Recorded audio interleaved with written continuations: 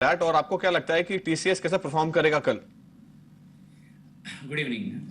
अगर टीसीएस का हम चार्ट देखते हैं तो टीसीएस करीबन 2690 के लेवल से एक अच्छे खासे करेक्शन के साथ नीचे आया था, जो कि करीबन 2410 रुपए तक के आया था। उसके बाद पिछले 4 ट्रेडिंग सेशन अगर हम देखते हैं तो जिस तरह से उछाल इस स्टॉक में देखा जा रहा है, मैं मानता हूं कि ये जो उछाल है करीबन 2570 रुपए तक जाने की संभावना है।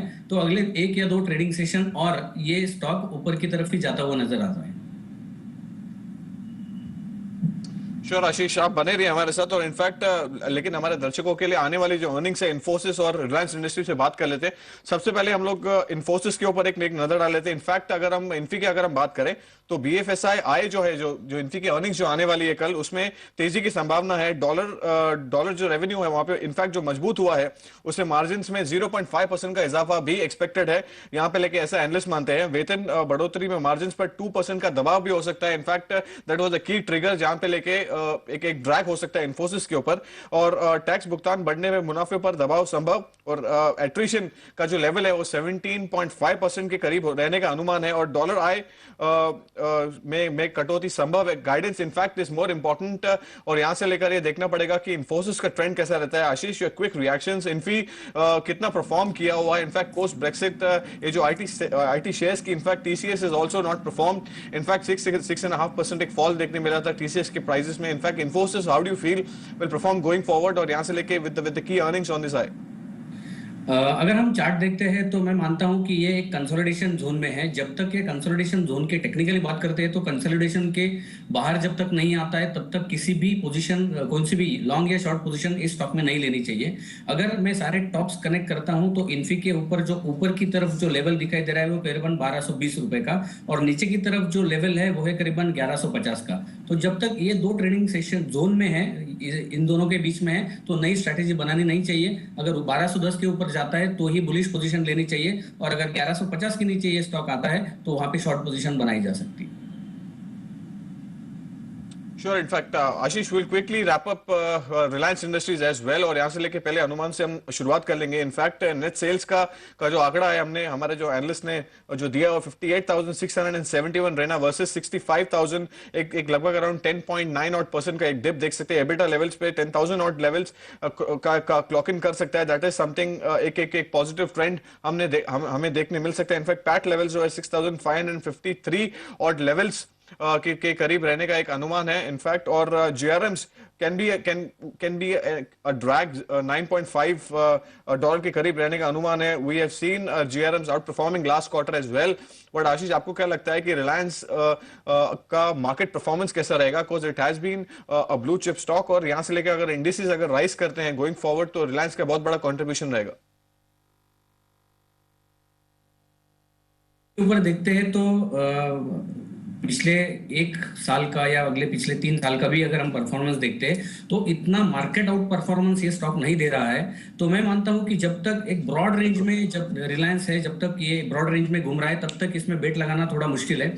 अगर हम थोड़ा पोजिशनल ट्रेड के बारे में बात करते हैं तो यस डेफिनेटली मैं मानता हूं कि ये स्टॉक रिलायंस करीबन 1080 के लेवल तक भी जा सकता है, लेकिन इसके लिए हमें स्ट्रिक्ट स्टॉप लॉस लगाना होगा नीचे की तरफ, जो कि होगा करीबन 985 रुपीज का। श्योर, 985 का स्टॉप लॉस आप लगा सकते हैं। इनफैक्ट आशीष केलकर की राय है। इनफैक्ट यहां से आशीष, या क्विक रिएक्शन एल&टी इन्फोटेक का जो आईपीओ है यहाँ पे लेके it has been already been seeing a good performance in grey market as well. अगर आप इंडिविजुअल लेवल पे अगर हम बात करें तो 705 टू 710 ऑड लेवल्स पर इसका जो प्राइस बैंड है, it has already seen a good response in the IPO market. 11.67 times it has been subscribed, और फिनोमिनल एक रन देखने मिल रहा है। इनफैक्ट आपको क्या लगता है कि एल&टी इन्फोटेक कितना अच्छा परफॉर्म करेगा, एंड उसका जो रिफ्लेक्शन है एल&टी के स्टॉक प्राइसेस पर कितना इंपैक्ट करेगा? सबसे पहले एल&टी इन्फोटेक के बारे में अगर बात करते हैं तो एज अ टेक्निकल एनालिस्ट मेरे पास डेटा नहीं है तो मैं इतना ज्यादा कमेंट नहीं कर पाऊंगा इस पे। लेकिन ओवरऑल अगर मैं एल&टी के चार्ट के बारे में बात करना चाहूँ तो एल&टी जिस तरह से अभी परफॉर्म कर रहा है, एक रैली हमने इसमें देखा था करीबन 1390 के लेवल से लेकर 1580 के लेवल तक। उसके बाद एक कंसोलिडेशन होना जायज था जो अभी भी चार्ट के ऊपर रिफ्लेक्ट हो रहा है। 1580 के ऊपर अगर क्लोजिंग बेसिस पर मुझे ये स्टॉक मिलता है तो मुझे एक अच्छा उछाल मिलेगा एल&टी के ऊपर, और मैं एल&टी डेफिनेटली 1660, 1680, 1690 के लेवल तक के लक्ष्य इस चार्ट पर देख रहा हूं। श्योर, हम आज के पहले कॉलर से बातचीत कर लेते हैं। हमारे साथ जुड़े हैं विकास फ्रॉम गाजियाबाद। नमस्कार विकास, आपका सवाल पूछिए। क्वेश्चन ऑन टू विकास, आप हमें सुन पा रहे हैं? हाँ जी, हेलो, आप सुन पा रहे हैं? हेलो जी हेलो, बिल्कुल, आपका सवाल पूछिए विकास। हाँ जी, मेरे पास दो शेयर हैं। एक नितिन फायर प्रोटेक्शन, मेरे पास 45 रुपीज के रेट पे 650 शेयर है, और आई थिंक वो भी 31 रुपए के आसपास चल रहा है। And apart from it I have just recently purchased Thomas cook at the rate of 211। I have 325। इसमें कुछ न्यूज आ रही थी, कुछ क्वेस्ट का आईपीओ है, तो आई थिंक इसमें कुछ हम लोग एक्सपेक्ट कर रहे हैं रैली। तो अभी तो नीचे चला गया काफी, 190, 99 के आसपास है, 199 के आसपास। तो अब इस वन थिंग, अगर मैं 6 महीने तक होल्ड करता हूँ तो क्या एक्सपेक्ट कर सकता हूँ रिटर्न? जी बिल्कुल, आपको राय दिला देते हैं। इनफैक्ट आशीष, वेरी क्विकली दो स्टॉक्स पर आपकी राय चाहिए। थॉमस कुक, जैसे उन्होंने बताया कि 211 ऑड लेवल्स पर उनकी परचेज प्राइस है। द ओनली रीजन इज क्वेस्ट कॉप ऑरपीओ। यहाँ पे लेकर एक फिनोमिनल रन आपने देखने मिला है। इनफैक्ट आपको क्या लगता है कि थॉमस कुक का परफॉर्मेंस इन पार कैसे रहेगा? एंड नितिन फायर पर आपका क्या व्यू है? 45 की लेवल पर उनकी परचेज प्राइस है, 650 ऑड शेयर्स।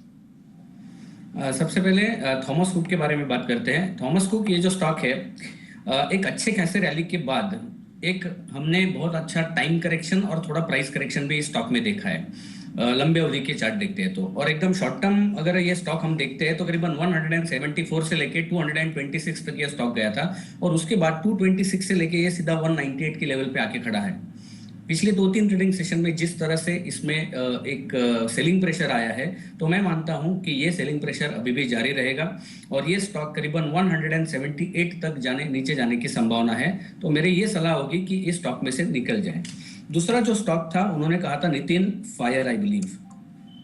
नितिन फायर का अगर हम चार्ट देखते हैं, हाँ, नितिन फायर का अगर हम चार्ट देखते हैं तो ये इतना लुक्रेटिव चार्ट नहीं है। तो ये जो निवेशक है, उनकी मेरी ये सलाह होगी कि इस स्टॉक में से निकल जाए। जो कुछ भी पैसा दोनों स्टॉक में से निकल के आएगा, मेरा एक सजेशन है कि ये स्टॉक आईटी सेक्टर में मेरे रडार पर एक स्टॉक है जिसका नाम है ट्राइजन टेक्नोलॉजीज। ये एक अच्छा आउट परफॉर्मेंस देने वाला स्टॉक साबित होने वाला है। तो ये जो कुछ भी लॉस यहाँ पे होगा वो रिकवर भी होगा और अच्छा मुनाफा भी होने की संभावना है। तो मैं इनको ये रिकमेंड करूंगा कि यहाँ से निकल जाए और आईटी में ट्राइजन टेक्नोलॉजीज करके स्टॉक है, उसमें निवेश करें। श्योर, इनफैक्ट आपको सलाह दी गई है। अगले कॉलर का एसएमएस है शांतनु फ्रॉम दिल्ली।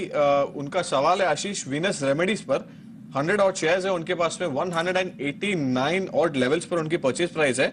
अगर हम वीनस रेमेडीज का अगर परफॉर्मेंस देखें तो अगर 3 महीने का performance, it has been a highly volatile stock, और 90 और 66 के लेवल पर ये स्टॉक ट्रेड कर रहा है, and it is trading at around 90 again. और एक साल के परफॉर्मेंस में it has not generated any returns for investors. तो कितना इंपॉर्टेंट होगा ये स्टॉक में से निकलना, और आपकी क्या रिकमेंडेशन है? As of now is sitting on a big loss. एक स्टॉक मार्केट में कहावत है कि if we don't book a small loss, sooner और later we have to book a mother of all losses. तो मेरे ख्याल से ऐसे जो स्टॉक्स होते हैं जो वोलाटाइल होते हैं और जिनमें उतना ज़्यादा वॉल्यूम्स के साथ इन्वेस्टमेंट या ट्रेडिंग नहीं होता है, ऐसे स्टॉक से थोड़ा दूर रहना अच्छा होता है। तो मैं ये मानता हूं कि इस स्टॉक में से उनको तुरंत निकल जाना चाहिए, एग्जिट होना चाहिए इस स्टॉक में से। और एक स्टॉक है जो एक अच्छा खासा परफॉर्मेंस देगा फार्मा सेक्टर में, जिसका नाम है पिरामल एंटरप्राइजेस। तो वो स्टॉक जो कुछ भी लॉस यहाँ पे अभी फिलहाल हो रहा है वो रिकवर करने में इनकी मदद करेगा। तो ये स्टॉक से निकल जाए, ये मेरी सलाह होगी। Sure, you can exit Venus Remedies at 90 odd levels, although you have to bear a lot of amount of loss. But यहाँ पे लेकर आप going forward आप एक अच्छा सा एक स्टॉक रेकमेंड किया हुआ है आशीष ने, you can have that as well. Mr. Ashish is और Mr. Aswani is other caller हमारे साथ मुंबई से जुड़े हुए हैं। नमस्कार, आपका सवाल पूछिए। जी, मेरे पास अरविंद पड़ा हुआ है, 100 शेयर से मैंने लिया 333 से। हेलो, ओके, हाँ, 100 शेयर लिया आप है। क्या जानना चाहते हैं इसके बारे में? इंटरडे बेसिस में ये होल्ड रखना चाहिए या फिर एग्जिट होना चाहिए? श्योर, वेरी शॉर्ट टर्म का आपका नजरिया। इनफैक्ट आशीष अरविंद लिमिटेड 333 ऑड लेवल्स पर उनकी परचेज प्राइस है।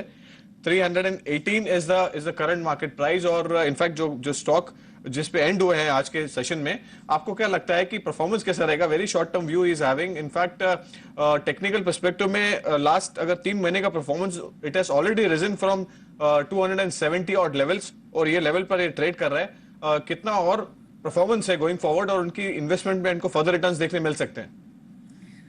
डेफिनेटली, जैसा आपने एकदम सही फरमाया कि ये स्टॉक करीबन 230 से लेके 340 345 तक ये स्टॉक गया था, लेकिन जिस तरह से ये स्टॉक ऊपर गया है तो हम देख सकते हैं कि इसमें बीच बीच में जो करेक्शंस दिए हैं, ये करेक्शंस हार्डली 3 या 4 ट्रेडिंग सेशन के लिए है। और अगर हम रिसेंट अगले पिछले 3 दिनों का ट्रेडिंग सेशन देखते हैं तो उसमें से ये स्टॉक करेक्शन आया है। और अगर हम सारे बॉटम्स ज्वाइन करते हैं इस रैली के, तो हम एग्जैक्टली उस सपोर्ट लाइन के यहाँ पे खड़े हैं। तो मैं इनको ये सलाह देता हूँ कि ये यहाँ पे एकदम एक्सट्रीम शॉर्ट टर्म इनका व्यू है, तो इनको होल्ड करना चाहिए, लेकिन इसके लिए एक स्ट्रिक्ट स्टॉप लॉस होना जरूरी है। ये स्टॉप लॉस जो है वो थोड़ा डीप डाउन है इनके लिए। अगर हम ट्रेंड लाइन निकालते हैं तो वो नजदीक है, लेकिन इनके लिए क्योंकि इनकी परचेस प्राइस थोड़ी ऊपर की लेवल पे है, तो मैं इनके लिए स्टॉप लॉस जो रिकमेंड करना चाहूंगा वो है करीबन 309 रुपीज का। ये करीबन अभी से 10 रुपया नीचे है, फिर भी अगर ये शॉर्ट टर्म ट्रेडर है फिर भी इनको होल्ड करना चाहिए with strict stop loss of 309। एक जो उछाल आएगा वापस 340 तक ले जा सकता है, तो होल्ड करें with stop loss of 309। Sure, hold on to Arvind with a stop loss of 309, ऐसा मिस्टर आशीष केलकर की राय है। इनफैक्ट अगले कॉलर से बातचीत कर लेते हैं। मिस्टर कृष्णन ने हमें कॉल किया हुआ है नागपुर से। नमस्कार जी, आपका सवाल पूछिए। या good evening sir. Good evening, very good evening, आपका सवाल पूछिए प्लीज। सर मैंने HDIL लिया है, एक लॉट लिया है फ्यूचर से @108 एंड मन्नापुरम मन्नापुरम 1000 से @77.40। ये दोनों के बारे में मुझे जानना है। मन्नापुरम में आपकी बाइंग प्राइस क्या है? 77.40 sir. And what is the other stock? आपने your voice was not audible. अगर आप स्टॉक का नाम फिर से बता सकते हैं। HDIL का फ्यूचर का एक लॉट लिया है 108। Okay, all right, okay. So Ashish, 2 stocks पर आपकी व्यू चाहिए। In fact is a trader, it seems. HDIL 108 out levels पर उनकी परचेज प्राइस है, and he is having a position in futures. And second stock is Manappuram 77.40। आपकी दोनों स्टॉक्स पर क्या रिकमेंडेशन है? मणप्पुरम के ऊपर पहले बात करते हैं। इसमें 81 एक ऐसा लेवल है कि जहाँ पे सेलिंग प्रेशर दिखाई दे रहा है यहाँ पे। और फिलहाल अगर इस स्टॉक को देखते हैं तो 39 से लेके 81 तक का जो रैली इसमें आया है, तो हार्डली एक 2 दिन का करेक्शन लेके, और वो भी बहुत छोटा करेक्शन लेके ये स्टॉक ऊपर गया है। इतने बड़े रैली के बाद अभी फिलहाल पहली बार ऐसा हुआ है कि कम 3-4 कैंडल एकदम बेरिश है और वॉल्यूम थोड़ा कम है। तो मैं मानता हूं कि ये जो स्टॉक है, ये इस टाइम थोड़ा ज्यादा ब्रीदिंग स्पेस चाहिए इस स्टॉक को। इसमें ये जो स्टॉक है वो करीबन 71 रुपीज तक नीचे आने की संभावना चार्ट के ऊपर है। 71 के नीचे अगर जाता है तो थोड़ी दिक्कत वाली बात होगी, क्योंकि इन्होंने फ्यूचर में पोजीशन ली है। तो मैं मानता हूं कि करीबन 70 रुपये 50 पैसे का स्टॉप लॉस लगा के ये स्टॉक होल्ड करें। दूसरा स्टॉक इन्होंने कहा था HDIL का अगर हम चार्ट देखते हैं, इनकी खरीद जो है 108 रुपए की आपने बताई है। अभी ये जो 108 रुपए की खरीद है, ये भी एग्जैक्टली टॉप लेवल, पिछले 3-4 ट्रेडिंग सेशन के टॉप लेवल के यहाँ पे हुई है। लेकिन उसमें घबराने की कोई जरूरत नहीं है, क्योंकि चार्ट पैटर्न एकदम अच्छा है, वॉल्यूम्स सपोर्टिंग है। पिछले 2 दिनों में जो भाव नीचे आया है उसमें ज्यादा वॉल्यूम नहीं है, तो जो जिनके पास ये स्टॉक है वो बेचना नहीं चाहते हैं, ये अच्छी साइन है। तो मैं मानता हूं कि ये स्टॉक इनको होल्ड करके रखना चाहिए। स्टॉप लॉस जो होगा इसके लिए वो करीबन होगा 100 रुपये 50 पैसे का HDIL के लिए।